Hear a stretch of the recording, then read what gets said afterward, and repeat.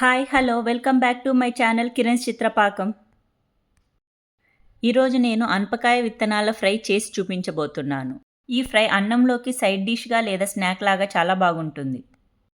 ఇది ప్రిపేర్ చేయటం చాలా సింపుల్ అండ్ క్విక్ రెసిపీ కూడా. ముందుగా అనపకాయ విత్తనాలు శుభ్రంగా కడిగి ఒక కుక్కర్లో తీసుకొని గ్లాస్ నీళ్లు పోసి కొద్దిగా ఉప్పు వేసి ఉడికించాలి. అనప విత్తనాలు ఉడికిన తర్వాత నీళ్లను వడపోసుకొని పక్కన పెట్టుకోవాలి.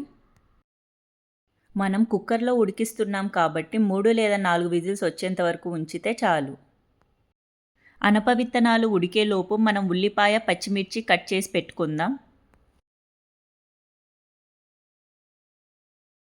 స్టవ్ ఆన్ చేసి ప్యాన్ పెట్టుకొని కొంచెం ఆయిల్ వేసి ఆయిల్ హీట్ అయ్యాక తాలింపు గింజలు వేయాలి.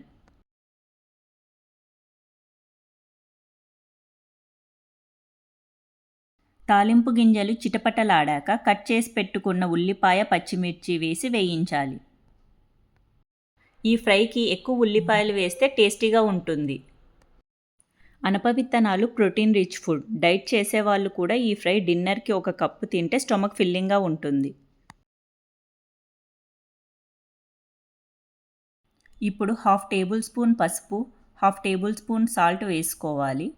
మనం అనప విత్తనాలు ఉడికించినప్పుడు సాల్ట్ వేసాం కదా, సో ఇప్పుడు 1/2 టేబుల్ స్పూన్ వేస్తే సరిపోతుంది. కొంచెం కరివేపాకు వేసి ఫ్రై చేయాలి.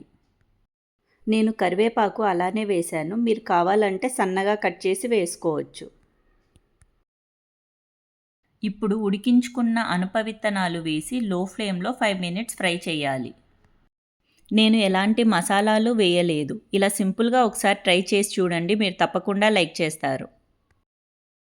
5 మినిట్స్ ఫ్రై చేసి స్టవ్ ఆఫ్ చేస్తే ఎంతో సింపుల్ అండ్ టేస్టీ అనపకాయ విత్తనాల ఫ్రై రెడీ.